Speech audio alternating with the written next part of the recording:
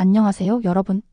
오늘은 우리 모두가 경험하지만 다루기 어려운 감정에 대해 이야기해 보려고 합니다. 바로 분노예요. 누군가의 말 한마디에 갑자기 화가 치솟아오른 경험 있으시죠? 아니면 불공정한 상황을 당했을 때 가슴속에서 끓어오르는 분노 때문에 밤잠을 설친 적 말이에요. 교통체증에 갇혀 있을 때나 약속 시간에 늦는 사람을 기다릴 때 생기는 짜증도 마찬가지고요. 분노 자체는 나쁜 감정이 아닙니다. 하나님께서도 죄에 대해서는 진노하시죠? 부정의와 불의에 대한 건전한 분노는 오히려 필요해요. 문제는 그 분노를 어떻게 다루느냐입니다. 잘못 다뤄진 분노는 우리 자신은 물론 주변 사람들까지 해칩니다. 가정을 파괴하고 직장에서의 관계를 망가뜨리고 심지어 건강까지 해치죠. 의학적으로도 만성적인 분노는 심장병, 고혈압, 우울증의 원인이 된다고 합니다. 그렇다면 성경은 분노에 대해 어떤 지혜를 제시할까요? 오늘은 화가 날 때 마음을 다스리는 성경의 3가지 방법을 함께 살펴보겠습니다. 첫 번째는 분노의 올바른 표현 방법, 두 번째는 분노의 지속 시간에 대한 지혜, 세 번째는 분노를 선으로 바꾸는 방법입니다.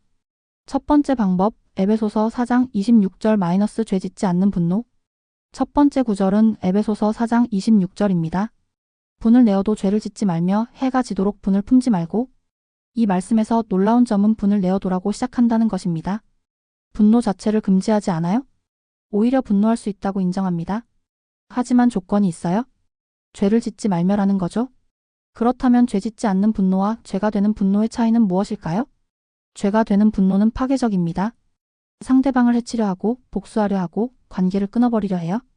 욕설을 하거나 물건을 던지거나 폭력을 사용하거나 상대방의 인격을 모독하는 것들이죠.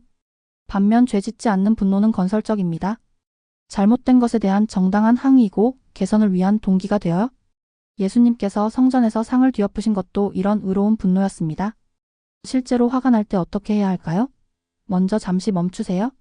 깊게 숨을 쉬고 지금 내가 느끼는 이 감정은 무엇인가? 상처인가, 불안인가, 아니면 정말 의로운 분노인가? 를 생각해 보세요. 그 다음에는 내가 지금 하려는 반응이 상황을 개선하는 데 도움이 될까? 아니면 더 악화시킬까? 를 자문해 보세요. 대부분의 경우 감정적인 첫 반응은 상황을 악화시킵니다. 성경은 온유한 대답은 분노를 쉬게 하여도 과격한 말은 노를 격동하느니라고 말합니다. 화가 날 때일수록 더욱 부드럽게 말하려고 노력해보세요. 이것이 진정한 강함입니다. 두 번째 방법, 야고보서 1장 19절 - 듣기는 속히, 말하기는 더디. 두 번째 구절은 야고보서 1장 19절입니다. 내 사랑하는 형제들아, 너희가 알거니와 사람마다 듣기는 속히 하고 말하기는 더디하며 성내기도 더디할지니라. 이 말씀은 분노 관리의 골든 룰이라고 할 수 있어요. 3가지 속도에 대해 이야기합니다. 듣기는 빠르게, 말하기는 천천히, 화내기는 더욱 천천히. 먼저 듣기는 속히 하라는 것부터 살펴볼까요? 우리가 화가 나는 이유 중 상당 부분은 오해에서 비롯됩니다. 상대방의 말을 끝까지 듣지 않고 중간에 판단해버리는 거죠. 예를 들어 상사가 김대리 이 보고서 라고 말을 시작하는 순간 또 뭔가 잘못되었나 보다라고 미리 긴장하게 됩니다. 하지만 실제로는 이 보고서 정말 잘 작성했네요 라는 칭찬일 수도 있어요. 말하기는 더디 하라는 조언도 마찬가지입니다. 화가 날 때 우리는 즉시 반응하려고 합니다. 하지만 잠깐만 기다려보세요. 5초만, 아니 3초만이라도 생각할 시간을 가져보세요. 그 짧은 시간이 관계를 구할 수 있습니다. 성내기도 더디할진이라는 가장 중요한 부분이에요. 분노는 강력한 감정이라서 한번 폭발하면 되돌리기 어렵습니다. 치약을 짜내는 것과 같아요. 한번 나온 치약은 다시 넣을 수 없죠. 그렇다면 어떻게 성내기를 더디할 수 있을까요? 성경은 잠언에서 이런 지혜를 줍니다.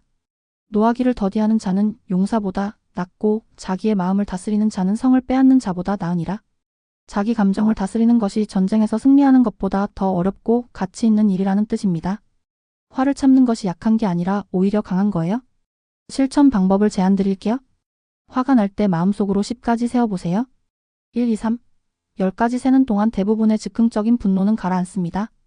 그 다음에 내가 지금 정말 화를 내야 할 상황인가? 를 생각해보세요. 세 번째 방법, 로마서 12장 19절 - 원수 갚는 것은 하나님께. 마지막 세 번째 구절은 로마서 12장 19절입니다. 내 사랑하는 자들아, 너희가 친히 원수를 갚지 말고 하나님의 진노하심에 맡기라. 기록되었으되 원수 갚는 것이 내게 있으니 내가 갚으리라고 주께서 말씀하시니라. 이 말씀은 우리가 억울한 상황에 처했을 때 큰 위로가 됩니다. 누군가가 나를 부당하게 대했을 때, 나를 모함했을 때, 나에게 피해를 줬을 때 우리는 자연스럽게 복수하고 싶어집니다. 왜 저 사람은 아무 일 없이 잘 지내고 있지? 내가 직접 혼내줘야겠어? 이런 생각이 드는 것은 당연합니다. 하지만 성경은 다른 길을 제시해요.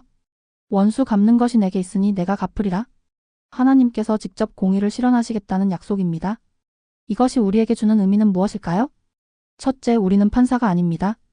완전한 정의를 실현할 능력도 지혜도 없어요. 우리가 보는 것은 일부분일 뿐이고 상대방의 사정이나 배경을 다 알지 못합니다. 하지만 하나님은 모든 것을 아시죠? 둘째, 복수는 하나님의 영역입니다. 하나님은 완전한 공의로우신 분이시라서 반드시 옳은 판단을 하십니다.